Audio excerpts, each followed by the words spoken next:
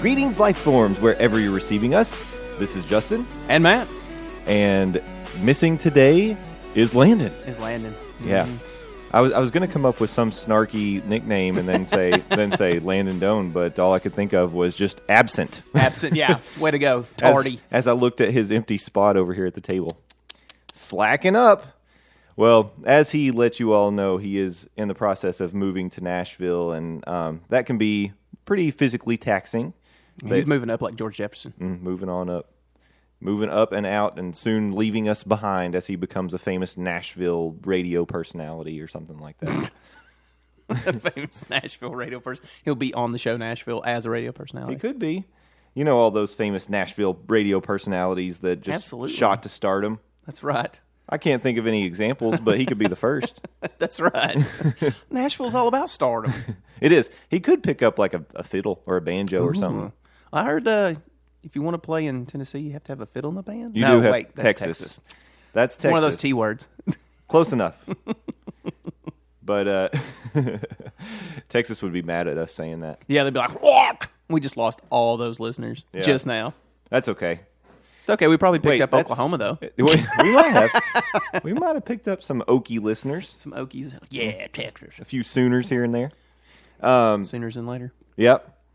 So, Matt, before I forget it, because I'm going to forget. Oh, wait a second. We got to say, this is Nerd News Cafe. Yeah, you might want to mention that. Episode 51. 51. We're over the hill, down the alley, back up another hill.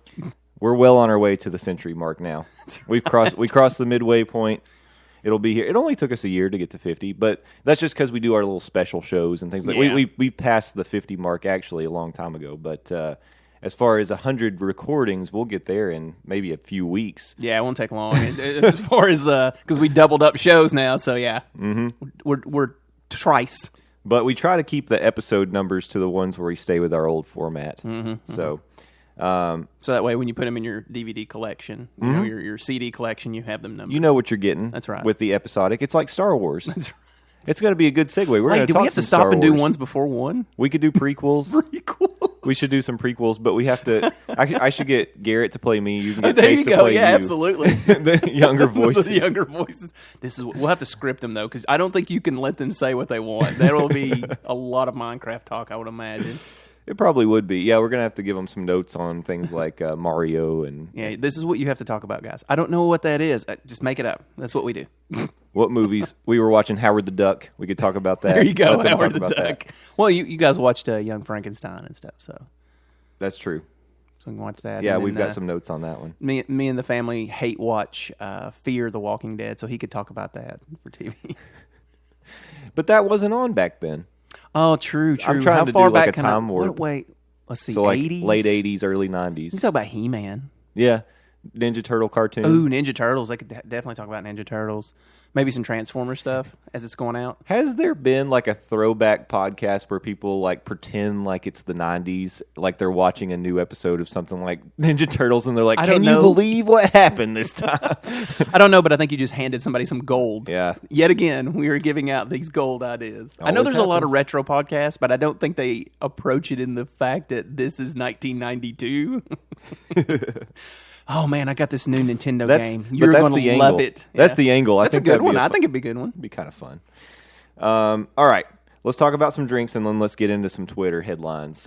So you've got something in a bottle over there. Yeah. But it is not a beer today. Well, it is a Bolt House. There we go. Bolt House Farms blended coffee protein plus... it's made with Arabic coffee. My wife bought this for me and said, "Oh, you should enjoy this on the show." And then she did not notice that it was 30 grams of protein. Yeah, in a very small bottle that is going to go very fast.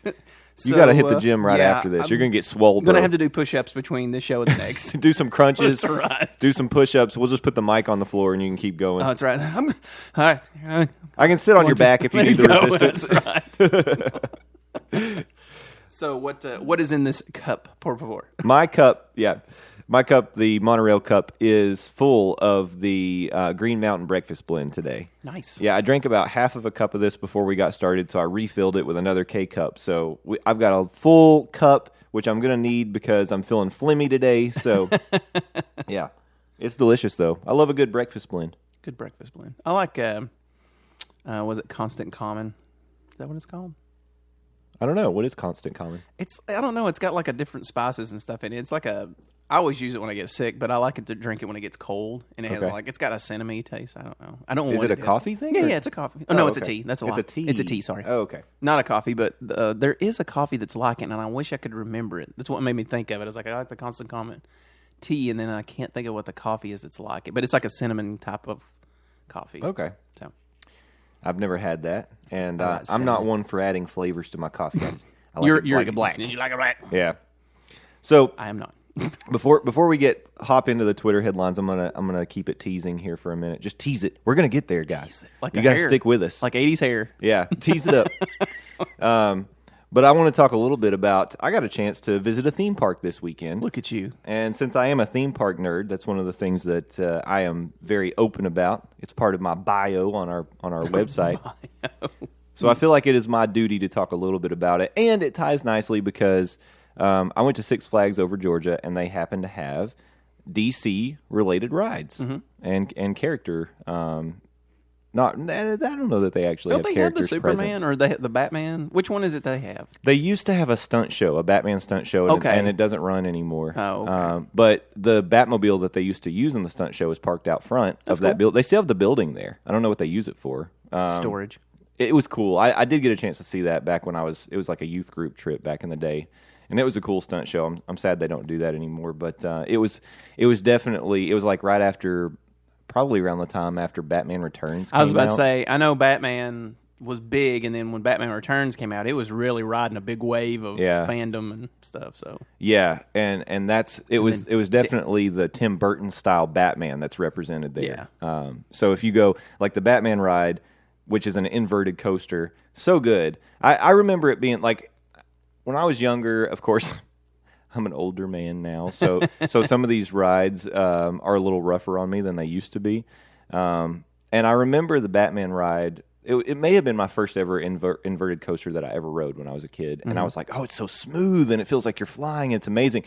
And unfortunately now I've been jaded by like these giga coasters and the ridiculously smooth, amazing steel coasters that you feel like you're just gliding on. So I rode Batman and I was like, oh, it's a little rougher than I remember. And it kind of made me a little motion sick. Oh, wow. A little bit because it does these barrel rolls and that was an odd feeling. But it's still good. It's still a good ride. You get to kind of go through like the theming is definitely back alley slums of Gotham as you kind of go through the queue. As you get into the ride station, they've got a huge glowing Batman emblem that I was like, oh, why can't I have that in my living room? It's amazing. And then they have a bat suit in a case in there, which is pretty cool. Is it the Burton bat suit? Yeah. Oh, okay. It is. It's definitely more from the Batman Returns style because it has like instead of the realistic looking abs, it's more like it's like slats. Yeah, like it was armor. The slatted abs, yeah. But it was there, and got a couple of pictures of that. Got pictures with my daughter with the Batmobile. Proud, she was excited to see it, and that made me a proud dad. I have touched the actual one that was driven.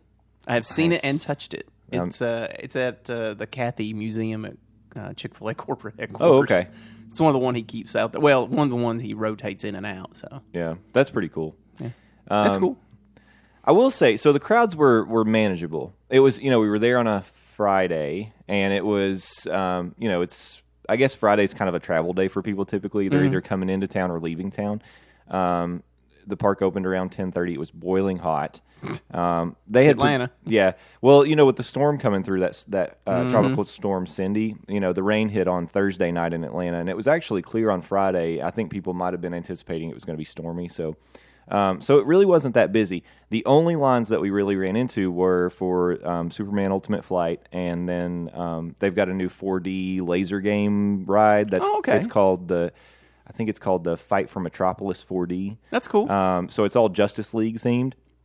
But I'll tell you this.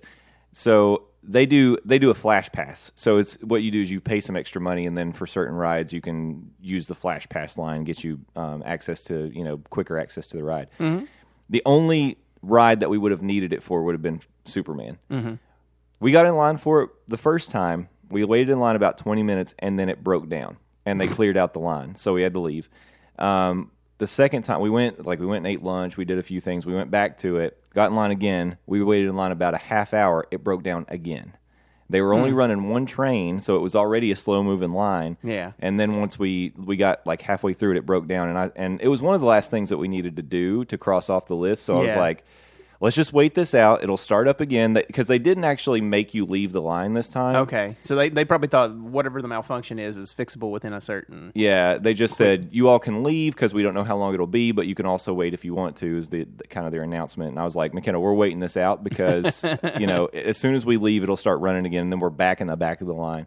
So people cleared out in front of us. It was actually a good plan because it was down maybe 30 minutes. That's not bad. It's not bad to sit there around. Yeah, and then we were on the second train after it got started. Cool. So yeah, it worked out, and it was a fun ride. It's one of those that you, it starts out, it looks like an inverted coaster, but then after you sit down in it and they get you all locked into your harness, it lays so you're laying flat. Oh, okay. So Superman you're flying style. like Superman. That's cool. And I've ridden two coasters like this. There's one at Kings Island. I think it's called the Firehawk. Mm-hmm. That one's a little different because it's actually the seats. The train is like underneath you, and then the way it does, like you sit in it, and it doesn't have anything over your head. But then after you sit in it, the seats lay back. So it goes up the hill. You're actually like laying down on your back, going up backwards up the hill, which is kind of cool. I mean, it's comfortable. And then once you get to the top, it rolls over, and I got to tell you, I definitely have gotten to the point where coasters don't really freak me out. Like I get excited, I like riding them, but I don't get intimidated by coasters, and they don't scare me. These coasters, the flight coasters, scare the crap out of me because there's nothing underneath you and you feel like you're going to fall the whole time. That's crazy. You're just hanging in by that harness. Yeah. And as much as I trust Here comes the maintenance men and safety systems and standards, it's still scary. You just never know, man. Well, there was that one, and granted, my experience is very limited, but there was one that I rode at Dollywood. I told you it was the Haymaker where it was just a swing, but when you went up and you're looking down and you have that millisecond of free fall, that is intense. It's like, holy crap, that is just scaring the crap out of me. Yep. Because like you said, all it is like the chest harness, that's maybe. It. Hold me in. Yeah, that's it. Yeah, that you're just dependent on that chest One harness. lock. Yeah, that's all it is. Yeah. But you're in a little bit badder situation or worse situation because that's moving forward. So if that lock comes undone, you're more able to slip out of it. Yeah. It was I want to say it was a really fun ride. I was making the joke. They actually do this thing at Six Flags now where certain rides, they have mandatory lockers. Mm-hmm. I feel like this is pretty lame, by the way, because they make you pay for them. Of course they do. So you can't take some of their old rides, the rides that have been there forever. You can take your stuff if you got like a backpack, and everybody carries backpacks in parks now, by the way. Yeah, they do. Everybody does. Yeah, they do. So they know you're going to have one. So you get up to the front, you can sit your bag in a cubby, and you're good. Yeah, and then you go, you come back, you get the cubby. Yeah. But now they've got like probably 6 rides at Six Flags over Georgia where they don't let you take anything in line. If you come to there's a guy standing at the front, and if you try to get in the line with a bag or something, he's like, nope, you got to use a locker. So we were forced to pay for a locker. Yeah.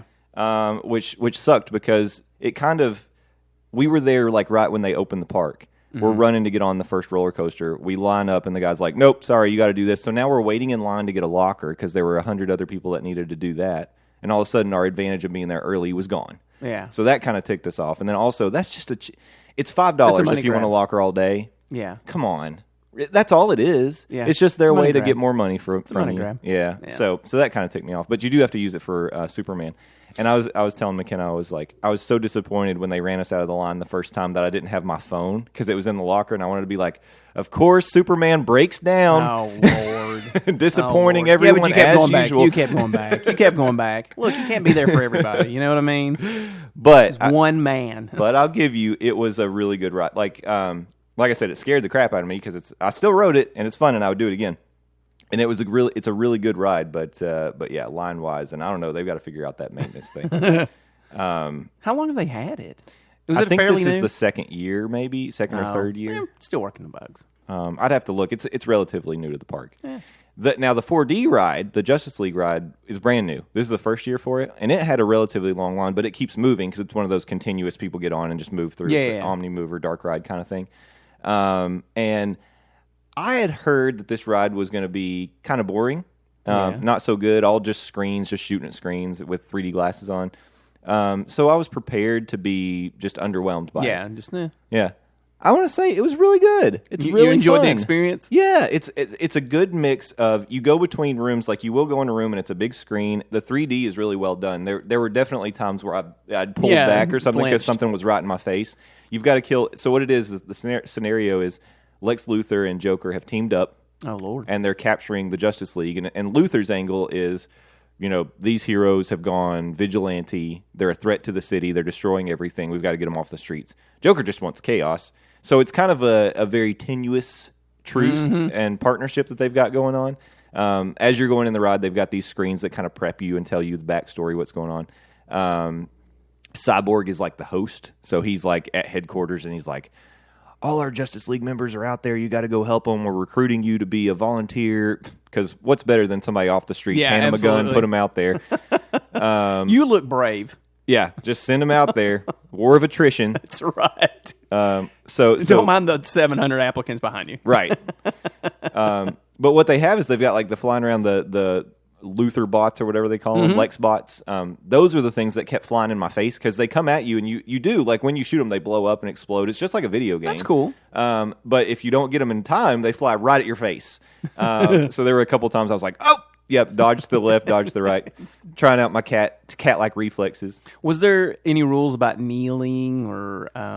I know sometimes in stuff like that, they don't want you to like get down because you could be tripped over. Oh, well, in this, it's a ride, so you're sitting in a seat. Okay, I didn't know. Yeah. I didn't know if it was something like stand on that moves. No, this is a seat. Okay. It's like a bench style thing, and it turns. The whole car turns from side to side to face different things. And then what I was going to say is it goes between the rooms with the big screens and the 3D stuff going on into rooms that have like full animatronics and stuff moving around. So did those look good? Yeah, definitely a Joker sitting on top of like a cannon that he's going to fire at you, and you go between all these different scenarios. And I just thought it ended up surprising me. Cool. It was a fun ride. Cool. It was one of those that I was like, considering we had to wait 30 minutes for it, which was really probably our second longest wait of the day. So you could watch the previews of the Justice League movie coming out. Yeah, basically. But so McKenna was really mad because Aquaman is not on this ride at all. Really? Not even mentioned. It's Batman, Superman, Wonder Woman, Green Lantern, Cyborg, and Supergirl for some reason. Okay. Those are no the Martian Manhunter, no Green Arrow, no... Yeah, no Aquaman. No Flash. No, Flash was there. Flash is there. Okay, I was about to say no Flash. I was like, there's one important one I'm missing here. Yeah, Flash. Flash was there, but Aquaman left out. And in fact, it was kind of a theme throughout the day because a lot of the merchandise you can buy, a lot of the shops, the games, like carnival-style games, are all like DC themed. No Aquaman anywhere. It's very strange. That ticked McKenna off because she's a big fan of the Aquaman. That makes me worry for the whole Aquaman thing. Like, we keep hearing about the Momoa movie, but it is not big talk. It's like, yeah, it's coming. Yeah. We're working on it. Yeah, I know. I just wonder if maybe they started developing all this stuff and the theming before they even had plans for Momoa. They might not have rights to the DCU. It may just be... Or the DCM, sorry. Yeah, DCU. DCM. Yeah. They might just have DCU, whereas the comics they have rights to. Maybe that's possible. But even so, you'd think they'd want to capitalize because Aquaman's going to be more popular. I would add him. And maybe that's what they're waiting on, this movie to come out, and then he'll be in the background or something. Yeah, they need to... It's not hard to fix imaging. It's weird. It's weird, though, that they did choose Supergirl because she's not really typically Justice League. Well, from what I understand, she's supposed to be in the new Man of Steel. Man of Steel 2, whenever that's coming out, they said Supergirl has been added to that movie, which is an interesting thing. This is kind of off subject, but I wonder what kind of outfit they're going to put her in. Because Wonder Woman's they've finally got a thing that is not, here's a skimpy woman, or here's a woman in a skimpy outfit running around, and Wonder Woman or not Wonder Woman, the Supergirl, she's always wearing like a midriff thing. Yeah. So I don't know. Yeah, unless they do it like the TV style. I hope so. I hope they give her the same suit that they've given Cavill. Because that would make more sense to me. Yeah, why not? Yeah, that'd be good. So, but yeah. So it was cool. I will tell you, my favorite ride in the entire park was non-DC related. It's a ride called Goliath, and it is one of the Giga I've heard coasters. of Goliath. And it's probably, I think it's the tallest coaster in the park, and it actually goes out of the park and over like the road and the parking lot that you go into as you're riding it, because it's long and fast. There are probably at least, we sat in the front row, there were probably at least 6 or 7 like flight time moments where you get the 0G feeling. Yeah. Oh my gosh, it was great. That's nice. I always like the smooth. It didn't make me feel nauseous. It was just fun. Of course, it's fast. I had tears streaming down my face. But man, I was just loving it. It was really, really good. That's fun. It was worth everything. Like there were definitely, you deal with crap when you're at theme parks and then paying for lockers and different things like that. But Goliath was worth putting up with all the junk. $5 all day isn't that bad. It's just how centrally located was it? Here's the stupid thing. For most of the rides, they put those lockers. You have to actually go in the queue before you can get to the locker. So when you leave to get your stuff, you have to go back in the line. That's stupid. Yeah, I mean it's right at the front, but you still have to go in the line. That should be at the end of the. That should be where you come out. Where the lockers or just right outside. Yeah. Right outside the ride, have a locker station. Why not? Have them centrally located. Yeah. Hey, we're going to do rides right now. Let's go ahead and. Well, they do have a couple locker stations, but like one's way at the front, and there are probably some that are far back in the park. I didn't notice them. Yeah. But anyway, it was just kind of. I don't know. For me, it was a frustration because I was like, really? Water parks are big on that too. Yeah. Like here's a locker station for all your crap, and I understand it. It's like I want to have all this stuff with me, but I don't necessarily have to have it everywhere I go. That to me at water parks makes a little more sense because you're going to be going in water. It's gone. Yeah, and you're leaving your stuff just totally behind. Exactly. Yeah. No, I get it. And like I said, that is definitely a money grab. But if you're going to do that to me, put it somewhere I can get it anytime. Right. So yeah. All right, so that's my theme park review of the day. We did get to meet Bugs Bunny and Daffy Duck. That was fun. How were they? They were nice. Okay? They were doing. I was wearing my my Tennessee flag shirt. I saw that. So it's like gray with the orange. It's got an orange circle and the 3 stars in it. Apparently, Daffy thought it was a Dragon Ball shirt, so he was doing. I didn't realize what was happening. He started doing some kind of Dragon Ball Z kind of thing to me, and I was like, "What is going on?" Nice. And Daffy's handler had to explain to me what he was doing because he picked up on it. I guess because they didn't realize it was a Tennessee flag. So for him, he's like, "Oh, it's a Dragon Ball shirt, obviously." So I was like, "Oh no, I don't know what's happening." Did you try to find like a Dragon Ball? Well, you've got the circle with the stars in it. Is it the same? Yeah, is it almost the same? It's similar. It's similar. Good enough. Through the costume, it probably was as close as it could be. So I had an awkward interaction with Daffy Duck. So I have the same shirt, except it's not. No, it's red in the middle, like the real flag. That's right. Yeah, that would be more recognizable, I guess. But no. You're in Vol Country. I get it. As typical, I had an awkward interaction with a mascot, masked individual. Yeah. Seems to be a reoccurring theme in your life. You might want to check into this. It happens. It's hard to communicate. They won't speak to you, so you never know what they're saying. You just have to kind of pick up on cues. Oh, true. He walked up to me. I thought he was going for a fist bump, but he was pointing at my shirt. So then I had the whole I reached up for a fist bump. Oh, it you wasn't got a left. Fist bump. Oh, yeah. my gosh. So yeah, was that Daffy? Daffy. Yeah, Daffy. Wow. That was Daffy. That's pretty Daffy. Well, it was funny because he was doing all that, and then Bugs, I guess, was trying to help explain what's happening. So he just started doing the same motion Daffy was doing. I was like, that's not helping. Yeah, none of this is helping. Pantomiming him is not going to help me understand what you're doing. So then it was just awkward, but hey, par for the course. There you go. Par for the park. Yep. All right, we're going to jump into Twitter, and I'm going to start with exactly what you referred to. So Man of Steel 2 may introduce Supergirl to the DCEU. This was a Comic Book Now tweet from 6 days ago. And the picture they use, of course, is her in the midriff kind of shirt going on.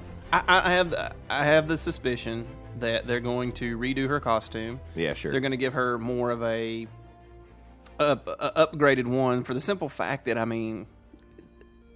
Wonder Woman's pretty much established. Nobody wants to see the Baywatch of superheroes being done to women in these movies. So hopefully they'll do a good job with her. I think. I think I like Man of Steel.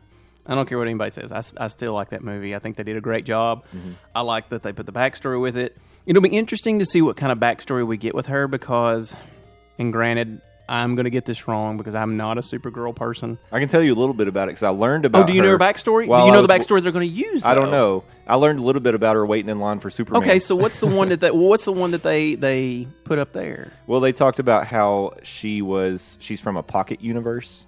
Okay. That's the one that they pushed. And she's kind of angel on Earth, basically. She can summon fire wings. I don't know about that. But there was a Linda. She's like Earth 32 or something like that. Linda sounds right. Yeah, well, she ended up merging with Linda. What's her? Oh crap! I'm gonna go blank on Carter. Her name. Not Carter. and she became more human. Okay. At that point, so instead of just being like this holy entity, she became that, and that's how she became Supergirl. Okay. That's part of what I read on the. At least that's what the the one I understood was that she was Kal-El's cousin, and she was sent before him, not in the same degree where the planet's breaking down, but more of she's just here. Okay. And that's the way I understood it, but I don't know. I didn't really ever like that thought. I'm like, well, then he's not the only one. Yeah.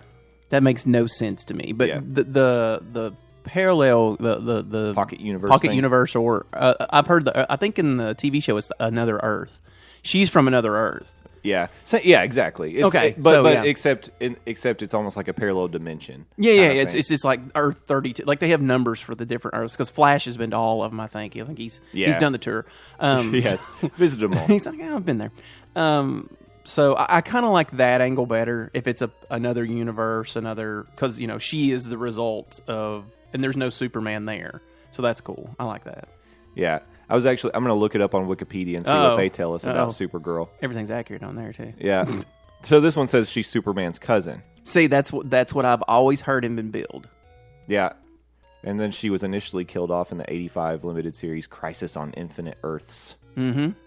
So, yeah, Linda Danvers is her name. Oh, Danvers, okay. Linda Danvers. Danvers sounds familiar, but is the person that it said she saved, because she was, okay, that's what it was. She was someone named Matrix. Mm-hmm. From this Pocket Universe, and then she merged with Linda Danvers because she was dying.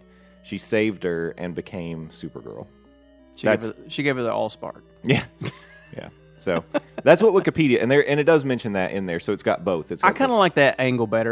The cousin thing I've never cared for because I feel like, okay, then what's the point of Superman? If they've already been, and don't get me wrong, Man of Steel, they did establish that they were on Earth way before anything was going on and all that, which is fine. They're explorers, I get it, but the whole thing with, she's just been hanging out, just living the life. Just chilling. Just chilling. Oh, Kal-El, I didn't even know you showed up. Cool. So I'm having a barbecue. Yeah, come on over. I don't have laser vision. Do you? You do. You do have laser vision. Cool. I'm out of charcoal. I think that would be a good one for a parody. Like you're always inviting Superman for like his powers on the most mundane situations. Come over, use your super strength to open this jar of pickles. A jar of pickles. Oh, it's been killing me all day.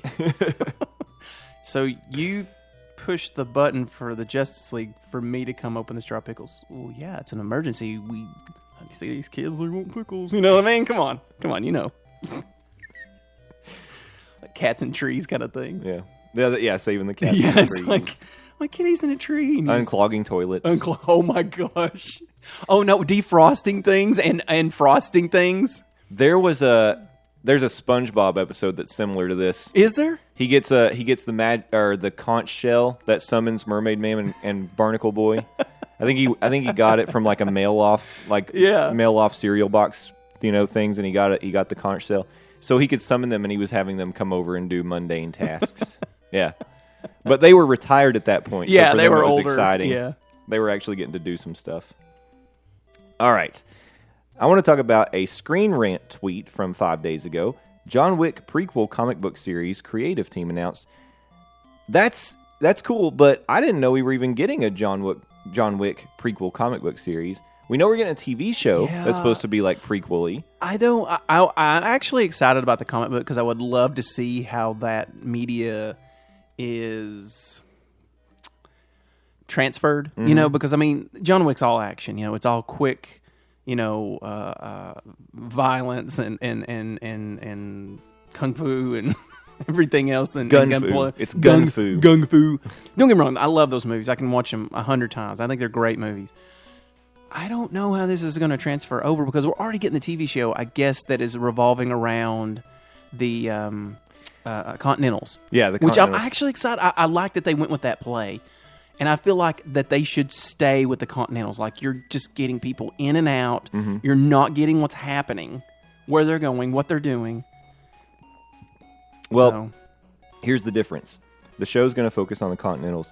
The book is going to focus on John Wick as a young man years before he became an assassin. I'm okay with that. So that's, or before his training, before the events of the first. Now, is it going to be canon? Is this? I mean, are we sure on the canon on this? Because I don't want some weird, garbage explanation. So it's talking about like it's. I guess it's going to start after he's released from prison. It starts on his first mission of vengeance. Nice. He must learn how to master the book of rules that acts as a kind of guide for the lethal business that he's in. Nice. What are the three wills? Who's Calamity? I don't want to, if you haven't seen John Wick 1, sorry about your luck, spoiler alert. So in that first one, when he breaks open and he opens that case, I mean, that is a lot of gold coins. And I guess you get those for every hit. Yeah. You know, and they're like their currency and what they use and all that. That's a lot of jobs. I mean, that's a lot of stuff he had to have done up to that point. So yeah. And it is pretty cool because it does kind of, the movie brings you into the world where he's kind of ready to hang up his guns. He's done. No, he is done. Yeah. The only reason that he's out the game or back in the game is because he killed his dog. And I mean, and a lot of people that haven't seen it are like, I'm like, oh, it's a really good movie. It's like, isn't it about a revenge movie about a dog? I was like, it's far deeper than that. It is. But, yes. Why else? I mean, you can start there. You can start there, but I think there's a deeper meaning in it. It is. And he says it in it. I won't spoil it for anybody, but because I can't do a good Keanu explanation like he did. But excellent. Oh, excellent. Sorry. Different movie.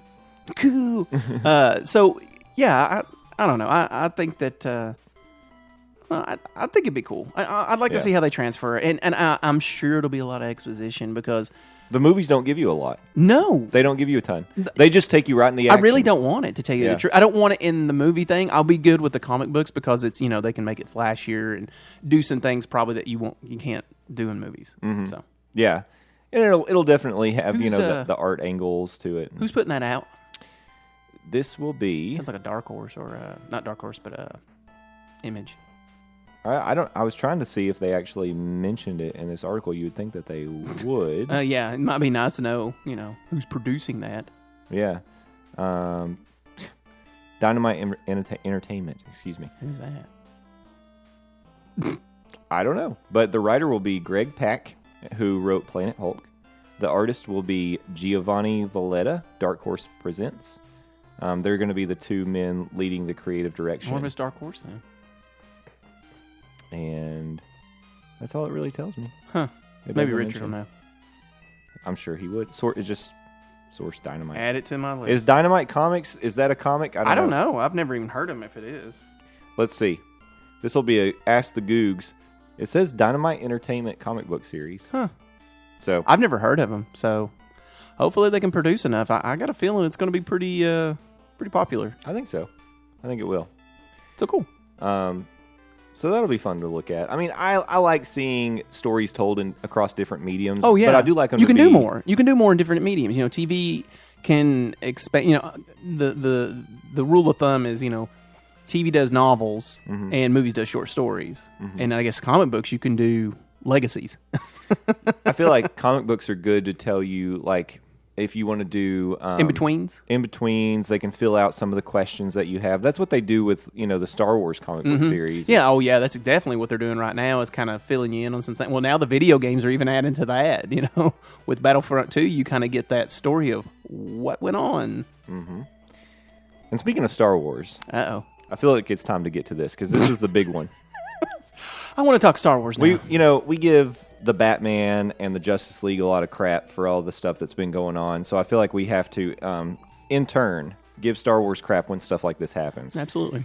We have a director change. They're calling to the bullpen, making the call to the bullpen, pulling the directors from the Han Solo movie, Phil Lord and Chris Miller, were fired. I was about to say, you fired. You fired. You fired. So, yeah. Apparently... you don't butt heads with Kathleen Kennedy in the Star Wars world. Sounds like not. No, you don't get to go tell her how it's going to be. Yeah, because she's going to tell you where you can go. Yeah, and that's the curve. And that's exactly what she did. So she kicked Phil Lord and Chris Miller out the door, and in behind them will come Ron Howard. Happy days are here again. Ron Howard does these masterpiece films. I don't know how that's going to work. Yeah, it's interesting. You're talking. I mean, right off the top of my head is Apollo 13? Apollo 13. Yeah, I mean, right off the top of my head, and then I'm trying to think of some more he's done. He did A Beautiful Mind. Beautiful Mind. I mean, yeah, these really great stories. Don't get me wrong, great stories. The but Da Vinci Code. The Da Vinci Code was okay. It was okay. I felt like it was really rushed, but that's neither here nor there. not here to criticize the Da Vinci Code. And then Tom Hanks looked really weird in there. But anyway, he's really weird. So, but he does, yeah, these are really crazy stories. I'm trying to think, has he done any sci-fi at all? Well, I mean, at least Apollo 13, they were in space. They were in space, but it's still true life. But it's more like, yeah. He was following a already designated plan, you know? He also directed Ransom. That's what I'm saying. He tells and Backdraft. Great stories. Yeah. Cocoon. Okay. He did Cocoon. Wow. He did. God, that was like a watch when I was little. I don't even know if I remember what that movie was really about. I mean, I remember what it was about, but it was like I don't even know when I was a kid if I was like, what are they doing? So that's pretty sci-fi because that's the whole an alien absolutely, movie. That's sci-fi. It's as sci-fi as it gets. Old people jumping in there and getting young. Mm-hmm. Absolutely. Spoiler alert. He directed one called Night Shift. Night Shift's crazy. That's a morgue attendant running a brothel. Yeah, it's crazy. It's funny. It's crazy. And, that was early stuff. That was Happy Days there. Yeah. This was the 80s. Willow. I forgot about him doing Willow. So okay. So he has the sci-fi. He has fantasy. The fantasy. If he can merge those, I don't think that he'll do a bad job. I just wonder what kind of movie you're going to get. I was kind of wondering because here's the thing. When I think about Han Solo, you've got to have some attitude. There's got to be some jokes. It's got to be jokes. There's got to be some humor to it and swagger. And I was trying to look back and see if he had something that I could kind of hang my hat on there. He directed The Dilemma with Vince Vaughn and Kevin James. Okay, I don't know if that was a funny movie. It was. That was the one that we were talking about where they had the electric cars. And they were Kevin James and him where I think, don't get me wrong, I think this is the movie, but I think that's the one where they were developing the sound thing that goes in the electric cars to make it sound like muscle cars.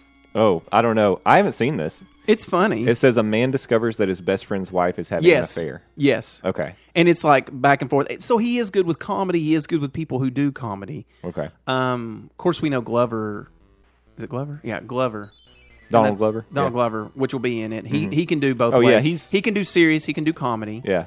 And then I don't know about the guy playing Han. I don't know what his acting chops are. Yeah. Does he have the swagger? Does he have the crap-eating grin that Ford has had? It'll be interesting to see if he has that kind of gravitas that Han Solo has. Yeah, there you go. Presence. Gravitas. Yes. Because you have to have that. Like absolutely. Han Solo walks in a room and he gets your attention just the way he carries himself, the way he walks in. He owns the room. This guy's up to something already. Yeah. He's a straight up Amber Alert. So the question is, can Ron Howard pull that out of him? I think so. Ron Howard's an excellent director. The other question is, how much have they gotten done? What's the script? Are they going to have to burn it and start over? I mean, is there just an outline these guys have started with? I'm sure they started shooting because there were we've had the pictures that have come out of like on set, Absolutely. people in costume, different things like that. So they've started shooting. Wow. I'm looking back. So Alden Ehrenreich, and I admit I don't know that much about him, but his most recent film was The Yellow Birds from 2017. Don't know that one. Rules Don't Apply from 2016, but he was in Hail Caesar in 2016. Okay, so a parody type, yeah. Everything else he's done are not things that I've seen. Beautiful Creatures in 2013. And then he was in CSI back in 2006. Nice. And Supernatural. He was in an episode of Supernatural in 2005. So he's in it. So as Ben Collins. Ben Collins. Unforgettable performance as Ben absolutely. Collins. I should have known. I don't know why I didn't remember. I mean, this guy, don't get me wrong. I like the pick for the simple fact he hasn't done a whole lot. I think that's what, and I always go back to the point where they picked Hugh Jackman for Wolverine. Mm-hmm. It was like, oh, who? And he's done. I mean, he laid him to rest, guys. He did. So maybe this guy can be your new Han and can go forward, and you'll appreciate him. And of course, he can't go too far. I don't think they'll do more than one Han Solo movie. I don't think so either. But you can't discount him out for other movies. Oh yeah, like they might pull him into something. He should be in Rogue One.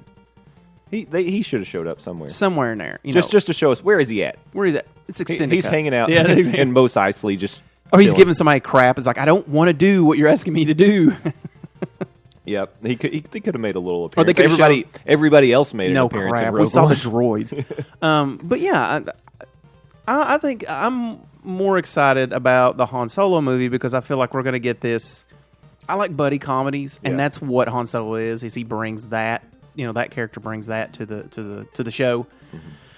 So he and Chewie. Exactly. And it's always, you don't understand what Chewie's saying. Yep. And he's like, are you kidding? He's always having to translate in his expressions. I mean, it's everything. Mm-hmm. It's everything. So I enjoy that. And I feel like it's not going to be as dark as Rogue One, I would imagine. But it'll still have that underbelly. I imagine it's going to just be an action adventure. That's what I think of with the Han question Solo. Is, and I think you have to confirm this for me, what he dumped and what he got in trouble for dumping was drugs, right? It was spice. Which is drugs. Yeah, it's Star Wars drugs. He was smuggling spice. Spice, yeah. I'm sure it wasn't. If you play the RPG, spice is everything. I'm sure that it wasn't paprika. Paprika. Yeah, he was on the. I just lost it. The Marco Polo. What he was trying to find. Yeah. The what is it? Spice Trail or whatever they call it. Spice Road. Yeah, Spice Road. There you go. So, do you think in that movie that they'll address that?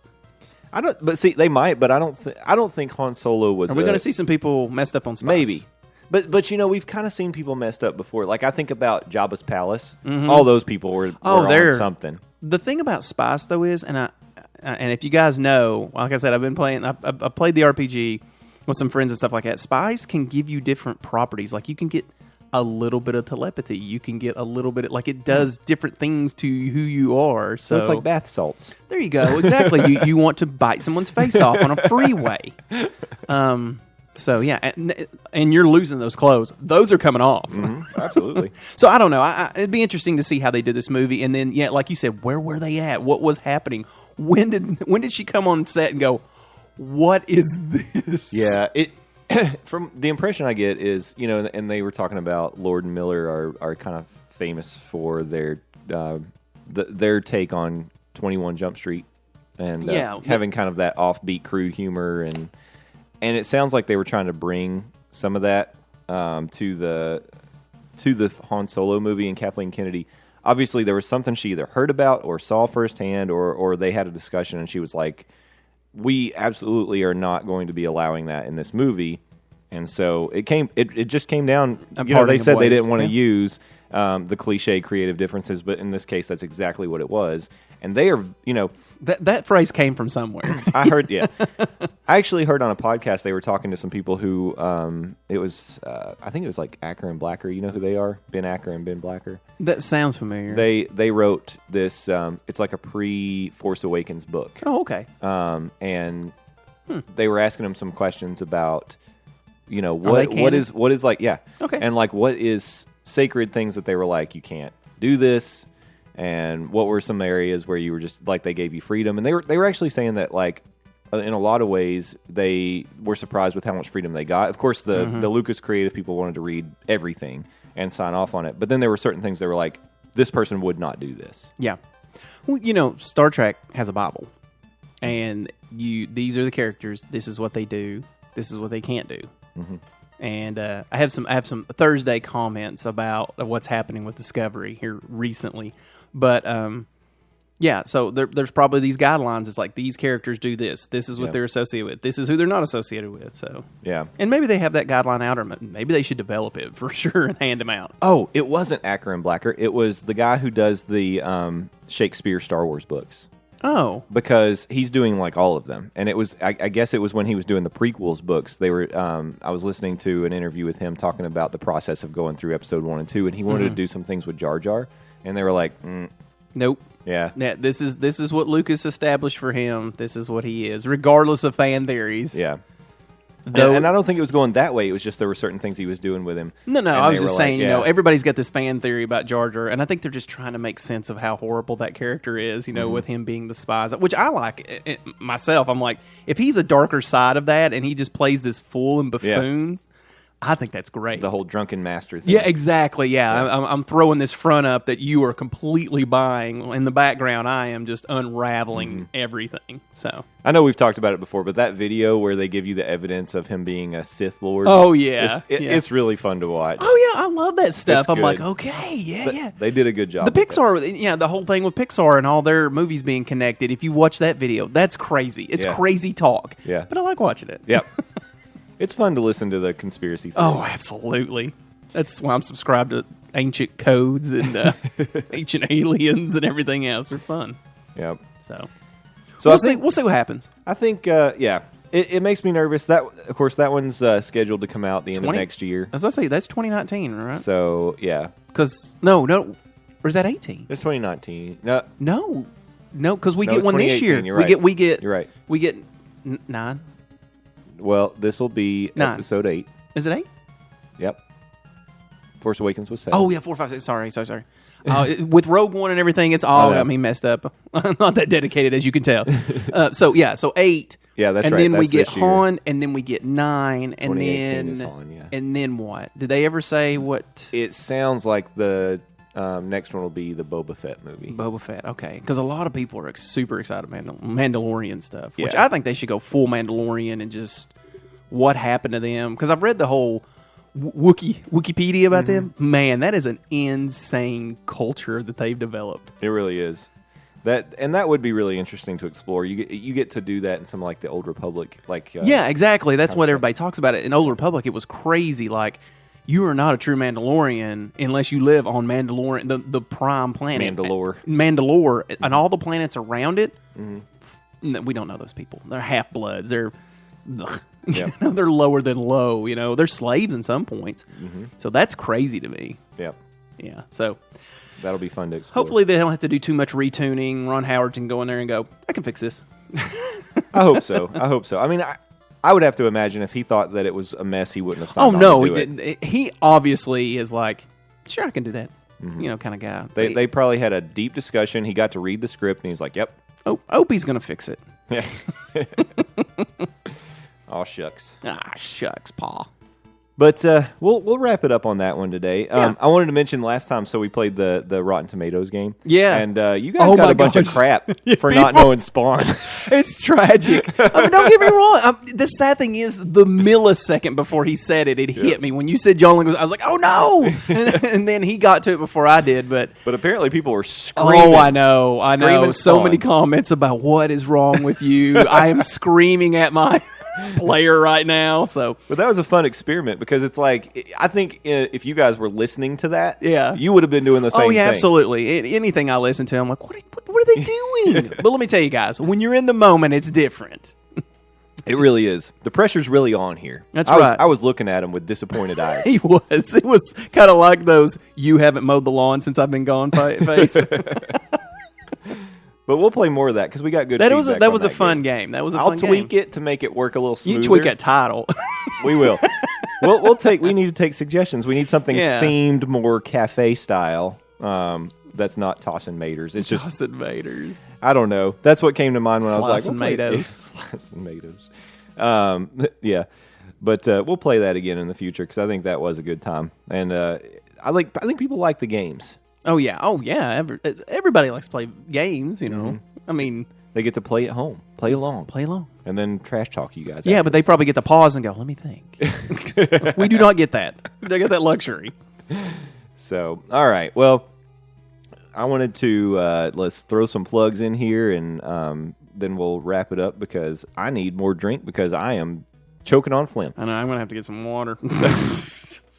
So if you guys want to take a look at the things that we like and retweet and talk about on the show, go to our Twitter at nerd_news_cafe. We've been putting out some questions and different interactive opportunities on Facebook. So go to our Facebook, Nerd News Cafe. You can go to our website, nerdnewscafe.com, and look at our movie reviews, pictures I throw up there, different things. I took a couple screen grabs from the video that we made to give people a preview of what they're going to see whenever our video comes out. And those are on the website now. Oh, no. Landon was doing some kind of posing. I don't know what it was, but I was watching through it, and I was like, oh, I got to screen grab that. That's going on the website. So you guys can go see that, and you can email us, nerdnewscafe@gmail.com. Okay.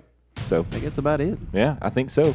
So thanks for listening, guys. We appreciate you, and tune in Thursday for another episode. We're going to stir it up one more time. Until then, we'll see you. In transmission.